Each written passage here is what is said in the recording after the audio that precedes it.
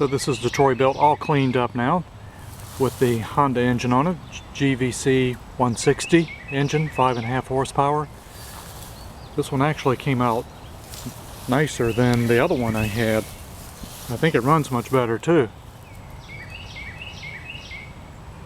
So change the oil in this and sharpen the blade and clean the air filter. And those rear levers to raise the wheels up and down were frozen. I got those unfrozen now. Or I can raise the all the way up to the top now.